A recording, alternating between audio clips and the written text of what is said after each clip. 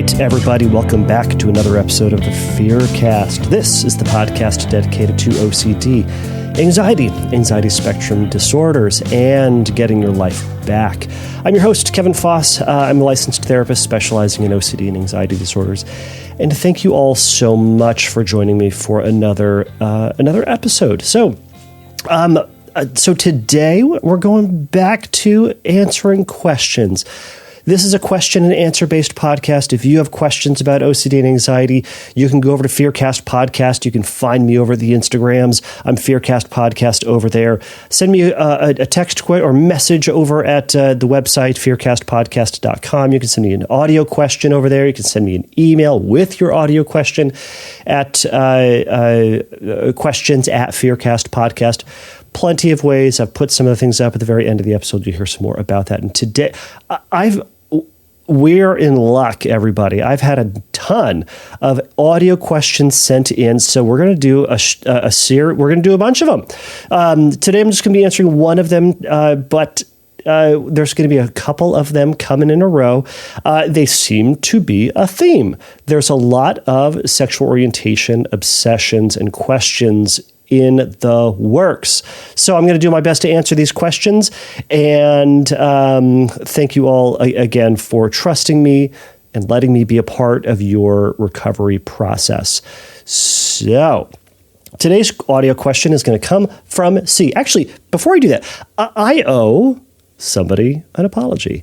So I ran a question, a couple episodes ago where I questioned the listeners or the questioners' motives, and that was I'm not a detective. I don't want to alarm anybody in that. In case you were curious, I'm not a detective. So what had happened was there were two audio questions that came in within close proximity to each other. The voices sound very similar, and the topic sounded somewhat similar. Now, I don't think I'm going out on a limb to say it wouldn't be unheard of for someone with OCD who wants to get reassurance to ask a question seeking reassurance and then getting an answer and then saying, the information I got didn't feel right, didn't answer all my questions. Let me ask it again, but let me ask it, just kind of differently. So it sounds different, but it's kind of getting at the same thing. I don't think I'm crazy in making that assumption that maybe some people out there have done something like that, maybe, but that's what I had thought about. So I raised the question, or I raised the concern in the episode and said, maybe this is what's happening. And I got an email from that person and they said, no, it is not me. It was a different person. And you know what? I should have assumed, because as I mentioned, there's a little bit of a Canadian twang in one of them and not in the other one. And I thought, there's a difference. So, I was wrong. So I apologize to that person who messaged me. So anyhow, hopefully I will not make any more rude accusations presently or in the future. I will. So we are going to jump into this. So today's question comes from C. What I'll do is I'll play C's question and then I'll talk a little bit about it. So here it is, C. Hi, my question for you is whether or not SO-OCD maybe has an effect on the way I experience arousal with my partner. So I've never had an official diagnosis for any sort of OCD in the past. I have been dealing with chronic skin picking since I was about 4 years old, which I know is a type of OCD. But for a long time, I have gone back and forth about the fear of whether or not I might be gay and lying to myself. Bear in mind, I've only ever dated guys and kissed guys, and, I've experienced excitement in the past when doing so. But I also only watch lesbian porn, and this has caused me a lot of guilt and shame, and it makes me worry if maybe I have something going on other than that, like I'm lying to myself.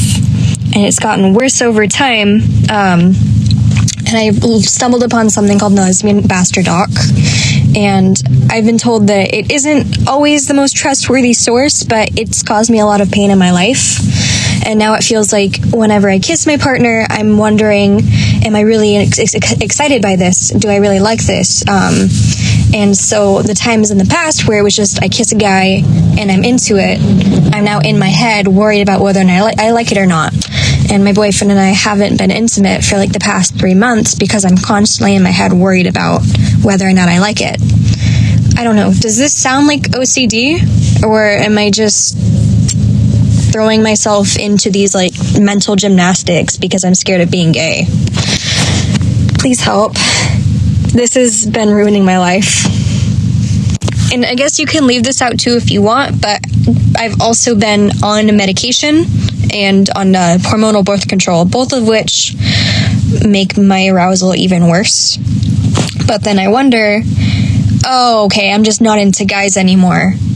Maybe I'm some kind of late bloomer and I just like immediately switched my orientation around. All right, C, thank you for sending in that audio question. Again, I love these audio questions. It sounds very personal. There's like a real person at the other end of this, and there always is. Again, I've never made up any of these questions. So, C, your question. All right, where do we begin in this? So, all right. In all of this, right, the question is like, well, your main question was, can HOCD, sexual orientation OCD, affect your arousal with your partner? And then you talk a little bit about, watching lesbian porn is kind of your main thing, and there's a lot of guilt and shame about that. You talked about the Lesbian Masterdoc, which I had to look that up, and I will have some thoughts on that. And then, you had some questions about like, does this sound like it's OCD, or is this kind of a mental gymnastics about whether or not you're gay? So what's again interesting is that you called me the OCD guy. So I think there's part of you that thinks deep down, perhaps there's some OCD afoot. I think you're right. At the very least, what you're experiencing is a rumination, going over and over and over the same questions, and that is very reminiscent of OCD. As we talked about before, HOCD, previously sexual orientation OCD, currently, is ultimately just OCD, and it is a obsessive doubt. Oh no, what if this is true about me? Oh no, I can't have that. Well, I better do something to make sure that I feel better again, or that I answer the question to make sure that the thing will never happen and the thing is not true about me. Once you do that, you feel relief, I feel certainty, I feel okay, I feel happy again. And then the question is, well, yeah, but what about this other thing? Or did you not answer all the questions? Or did you not? Yeah, but what about this other element? That throws everything. So you're back at the beginning, right? It's a never-ending cycle, and it changes the goalpost. Whenever you get to it, it says it's still not enough. You need to do more. And that's part of the problem with rumination. You're going over. So you talked about kissing your boyfriend, and you have this question like, oh no, do I like this? All right. One of the things we talked about before when it comes to obsessions is, you don't need to do this every single time. You shouldn't do this every single time. But also to take a step back and to say, well, what is true about this? What is not true about this? Does this accusation, does this anxiety hold up in court? Is it reasonable and valid? Would a person, with the most reasonable, logical, rational person I know agree with my fear? Or they say, maybe that's not accurate. Maybe maybe there's something else going on. So you started off by saying, you've only dated guys. And it sounds like you've only then been interested in men. Now, I don't know, there might be something else going on in terms of information you're not sharing, but you're kind of saying, I've only been interested in men. I've only,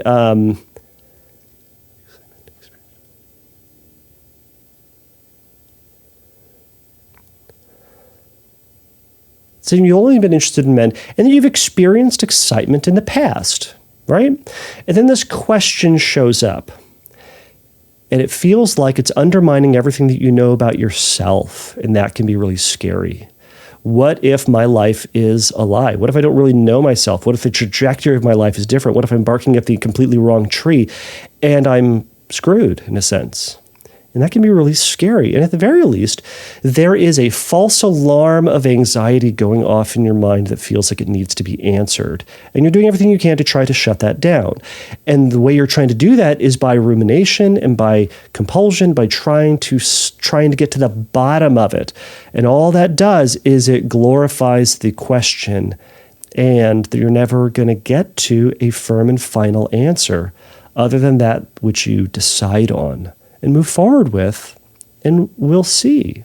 We'll see if things change. So you talked about how you've had this relationship with a boyfriend, and then you question whether or not you like this. We do know that. And I wonder, with that, are you asking, do I fully like this, or would I really like this if my boyfriend were a woman? Do I like this a little bit? Do I like this fully and completely and correctly? But either way, you're ruminating about it, and you're saying I don't trust my experience, and furthermore, we don't have a barometer to say we're experiencing this at a 72% approval and or 72% rating, and that's good. Tomorrow is going to be an 84. Last week was a 95, so we're a little bit down, but don't worry, it's going to come back up. We don't really have one of those. And really, enjoyment in life goes up and down, but we do know, and we've experienced this, a surefire way to not feel happy is to question whether or not you are happy. Boy, it really sucks the wind out of life when you're doing that, because then you're scrutinizing and you're sure to not let yourself experience the enjoyment that you could be having if you were to be present with that thing that you're experiencing. So to your original question, can sexual orientation OCD affect arousal with your partner? I'm going to go ahead and say, yeah, anxiety absolutely can affect, one, arousal, two, our experience of pleasure and joy. One can distract us from, it can diminish the happiness that we're experiencing. We take ourselves out of the moment and start to scrutinize. So yes, anxiety can affect your experience of arousal with your partner. And that messing with arousal reinforces the obsession itself. So you're saying, oh no, I wonder if I'm gay. And that anxiety diminishes your experience of arousal, your attraction to your partner or the opposite sex or the gender to which you are traditionally, historically attracted to. And because there's that diminishing, your brain goes, see, not as attracted as you used to be. Well, it's not because you're anxious. No, it's because you're gay, obviously. And again, this happens for someone who is identified as gay, as lesbian, bisexual, and anxiety saying you're not who you believe yourself to be. You're instead someone else. You don't know yourself. And again, that can be scary. So, I also looked this up, and I don't have the statistics in front of me, unfortunately, but so it can be very, very common for women to watch lesbian porn only. So it's not an all the time thing. It's not every woman. And it doesn't then mean something specific about that woman necessarily. And there are a lot of elements that some of these articles pointed out about the differences between, quote, straight porn and lesbian porn. One is that with lesbian porn, what can be more of a draw to a woman is that the focus is going to be more on women's pleasure rather than in heterosexual pornography.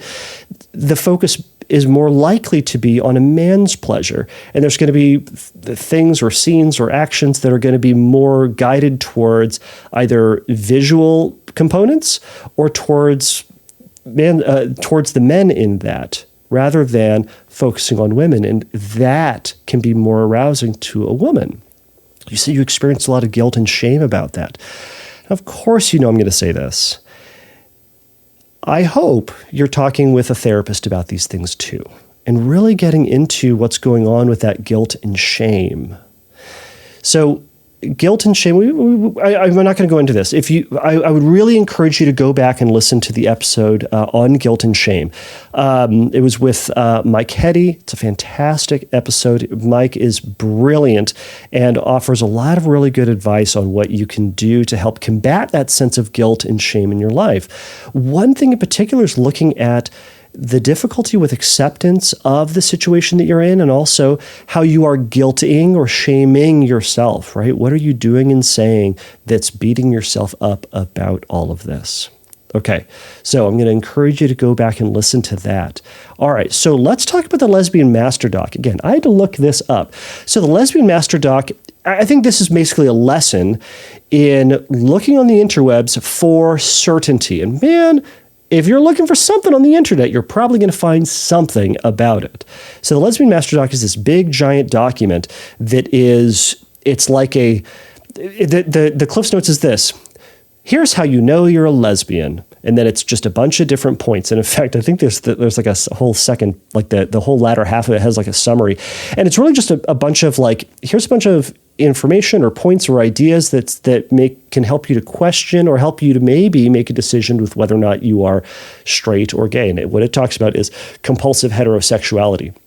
Now, the problem with a lot of things like this is that there is, I suppose, some truths in it, but some truths does not make it true. And some things in it are just bonkers. So like some of them are, here's how you know you're a lesbian. Well, if you are attracted to men, but then once you start to become, maybe closer to a man, you get really scared and anxious and nervous. Well, it could also be related to someone with a trauma history. It could be related to maybe some cultural narratives about men or about relationships. There's a lot of things that could be going on with it. So again, documents like these, information like the Lesbian Masterdoc, it can be more damaging than helpful as someone is looking to this for answers. And it ultimately is probably going to be raising more questions and only making things more anxiety provoking. To me, as I was reading through it, it felt like, hey, if you get tired at night, you might have this disease. So like these kind of general things that, may apply, may not apply, maybe due to one thing, maybe due to another thing, and then concluding with, you're probably gay. It's ultimately going to be an unhelpful process. Maybe the only thing in there that I really found to be helpful is like there's a line in it, I'm going to paraphrase it, but it was basically like, if you have never once been attracted to a man and you have only been attracted to women, you might be a lesbian. Like, yep, that would be a helpful sign, but that's not you, see? You have said you have dated men and you have found you have experienced excitement and arousal in the past. So the information in Lesbian Masterdoc may not be helpful for you, but it raises this question for you. So another thing about arousal is you also talked about, and you acknowledged this as well, that you're on medication and hormonal birth control both can impact your arousal levels. So it's helpful to take that into account, and you may want to bring that up with your doctors who are prescribing that to talk about its impact on your arousal and if there's anything that can be done about that. Again, talk to your doctor about that. Do not discontinue medication because some ridiculous podcaster said anything about medication. Always consult your doctor. So see, what I'll also do is encourage you to reference the book or go find the book, Come As You Are, by Emily Nagoski, in which she talks about as well, and I know I've referenced this in the past, and I keep probably bringing this up. I'm going to reach out to her and see if she can be on the podcast. That would be super fun. But the point is, why I bring it up is that what that book talks about is a lot of research around women's sexuality and arousal, and that it isn't as cut and dry as men's arousal. And she points out that through a lot of research, they find that women's sexuality can be a lot more fluid in terms of what turns somebody on, what leads to attraction, what shuts down attraction. Whereas with men, it can often be a little bit for lack of a better word, simpler or more straightforward in terms of there's this thing that's arousing, I'm aroused. Whereas with women, it can be less. It can be more ambiguous, I suppose. And because of that, that's going to be feeding into this doubt. But again, what we're here to talk about is the uncertainty component about this. You're going around and around trying to get answers. And instead, I wonder what it'd be like to practice saying, you don't know. Because the answer is, at this point, you don't know. You've said, you know what, here's this thing that I believe to be true about myself. And I have this thought that's throwing me into this doubt, meaning that there's a thought that you're having. And the more that you're spending time thinking about that, the more you're doubting your experience, the more that you're not trusting yourself. And the more we start to question ourselves, well, the less grounded we feel about ourselves. So instead, I wonder what it would be like to say, you know what, I'm going to trust myself and trust historically who I have been, and my rational mind that says this is who I would like to be. And maybe I'm wrong. And that last bit can be scary. Maybe I'm wrong. But in the process, going and pursuing the relationship with your boyfriend and seeing where it goes. And yes, there's going to be this thought and this worry and this uncertainty. And what if I'm wrong? And what if I don't actually really know who I am? And say, yes, thanks, brain, for that doubt, right? We've talked about non-engagement responses in the past. Just go like, thanks, brain, cool story. I don't love it. I don't like it. But you know what? Thanks for the suggestion. That I'll take that under advisement. And then you promptly ignore it. And you keep going with your life. You keep going with your relationship with your boyfriend. And when that doubt comes up, again, that doubt that often comes with anxiety and urgency and nervousness and fear, acknowledge it and shift over. But I would also encourage you to go talk with a therapist about this, to start unpacking some of these things and maybe what these thoughts mean to you, and maybe think about some specific exposures you can do. Now, exposures, I think ultimately, are helpful. But in this case, response prevention may be the most beneficial. Response prevention is going to be the second half of ERP. Response prevention is going to be pulling back on compulsive acts, compulsive rumination, avoidances, compulsive reassurance seeking, and ritualistic behaviors. So what are the things that you're doing to get that certainty? Number one, cut out the Lesbian Masterdoc. Get rid of that thing. Cut out the active process of ruminating. Do I like this? Do I like this enough? Is it the right kind of like? Do I not like this? And trust yourself that, man, if there was a situation that you didn't really like, or a situation that you didn't like, that would become aware to you, and that you would trust yourself and your experiences, rather than going in and scrutinizing each and every little bit and leaving it up to an element of uncertainty. Because not everything is going to be cut and dry. I hate to tell you, but oftentimes we round up to, I like this enough, or I don't like this enough to the point where I'm going to say I don't like this. But we make the decision and we move forward with it. OCD and rumination doesn't want you to do that. It's going to send you right back into checking, thinking, plan it again, review it again, relitigate. So my answer to you is, I don't know if deep down you are indeed gay. But boy, it sounds like you're doing a lot of rumination. So I wonder what it'd be like to let go of the rumination and see what happened. Let go of the compulsive acts that's there to try to give you certainty that ultimately, see, at the end of the day, they have only made you more anxious and more uncertain. So take the risk to put those to the side and see what happens. It's a leap of faith. I don't know if it's going to work. I don't know if I am who I say I am, or I don't know if I'm going to discover that I am. And you know what? If you go in life and maybe, those compulsions were the one thing keeping you together, so you let go of those and boom, you discover who you are, then go with that. But that's through living life, and that's through moving forward with it and seeing what happens. And if and when it happens, you'll deal with it. You'll somehow find a way to manage that life and do that. But until then, live your life in the present, not live life out of fear of what may be. So, C, again, thank you so much for the question. Thank you for listening to the Fearcast. If you would like your question answered on a future episode, please click on the Submit a Question link at fearcastpodcast.com. If you would like your question answered sooner, please send me a recording of your question to questions@fearcastpodcast.com or by sending me an audio message through Instagram by DMing me at fearcastpodcast on Instagram. If you like the Fearcast, please write a review on your podcast platform of choice. Please remember that the Fearcast is not a substitute for psychotherapy. If you need a little bit of help in your recovery, please go over to fearcastpodcast.com and click on the Find Help link, and there's going to be some information for you there. So until next time, take a risk, challenge yourself, and don't take your brain too seriously. Bye.